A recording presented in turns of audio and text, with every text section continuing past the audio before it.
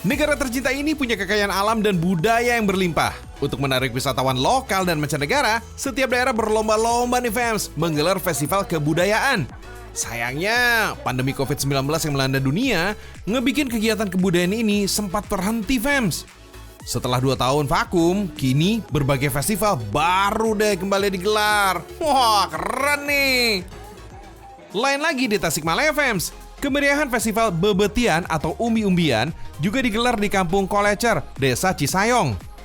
Ratusan warga dari berbagai daerah di Kecamatan Cisayong ikut memeriahkan tradisi tahunan ini, fams. Wah, ramai banget ya! Di sini, warga berduyun-duyun datang ke sebuah area pesawahan sambil mengarak aneka makanan jadul berbahan umbi-umbian. Uniknya sih, aneka makanan ini dibawa dengan tampah bambu untuk dinilai para juri, fams. Setelah dipamerkan, makanan jadul ini lanjut dinikmati, fams. Weh, pada rebutan tuh, seru ya! Selain bentuk rasa syukur hasil panen yang melimpah, ajang ini juga untuk memperkenalkan kembali makanan jadul kepada generasi muda sebagai konsep ketahanan pangan orang tua terdahulu, sekaligus ajang silaturahmi bagi petani pasca panen. Kemudian, Festival Bebetian ditutup dengan pentas seni tradisional dan kaulinan barudak atau permainan anak zaman dahulu. Wah, nuansa tradisional jadi semakin kental, fams. Misalnya aja, Jember Fashion Carnaval, fams. Kegiatan tersore ini menampilkan parade desain baju dan kostum oleh model dan tokoh publik. Seperti tahun-tahun sebelumnya, fams, pagelaran Jember Fashion Carnaval kembali digelar di jalanan. Mengusung tema besar The Legacy, JFC tahun ini menampilkan busana terbaik dalam kurun waktu 9 tahun terakhir mulai dari tahun 2011 hingga 2019. Berbagai busana terbaik yang dipakai peserta ini dipertontonkan pada ribuan masyarakat, fams. Serunya lagi, ini adalah catwalk terpanjang di dunia yang mencapai 3,6 km. Oh my wow, Indonesia mendunia. Tapi gak cuma lenggak-lenggok para model aja, ada juga nih penampilan Pets Carnival, mulai dari anjing, ular, iguana, dan binatang lainnya. Kemudian Wonderful Archipelago Carnival Indonesia dan Artwear Carnival. Fams, pagelaran karnaval bertaraf dunia ini menyedot ribuan orang untuk melihat dari dekat busana yang dibuat para peserta. Wah, keren! Ngomongin festival, nggak cuma fashion atau kuliner aja, fams. Hasil alamnya berupa buah juga loh. Misalnya, Festival Mangga Alpukat ini.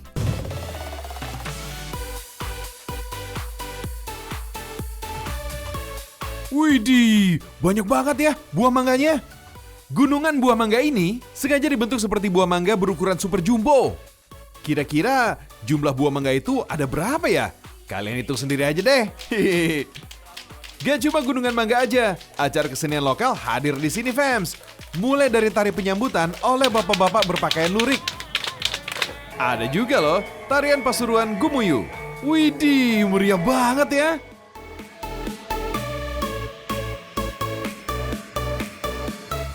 Fams, salah satu tujuan acara ini untuk mengetahui cara menikmati buah mangga alpukat. Caranya, buah mangga yang sudah dipotong 2 tinggal diputar saja, lalu lepaskan dari potongannya.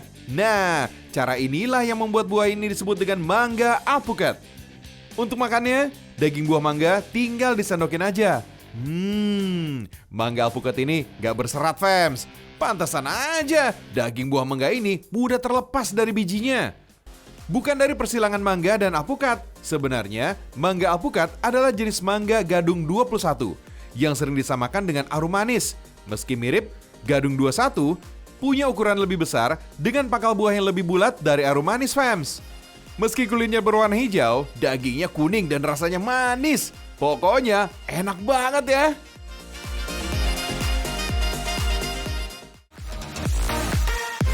Fams, Festival Gunungan gak hanya bisa ditemukan di sekitar Pulau Jawa aja.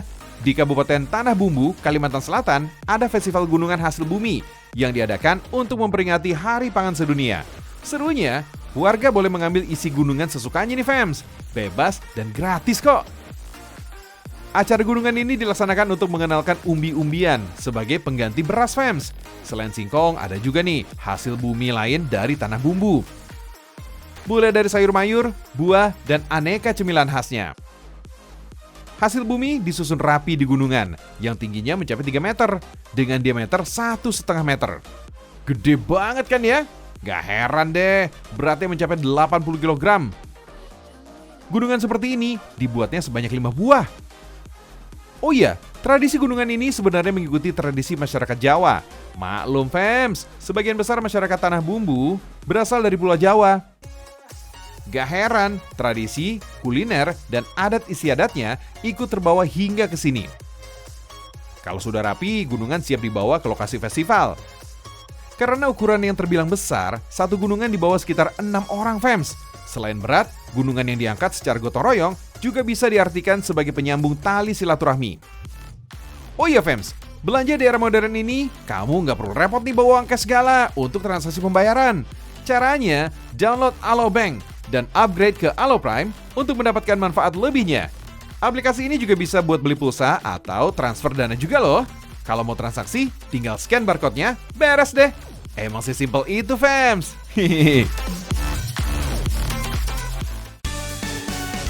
Hewan ternak juga nggak mau ketinggalan festival fams.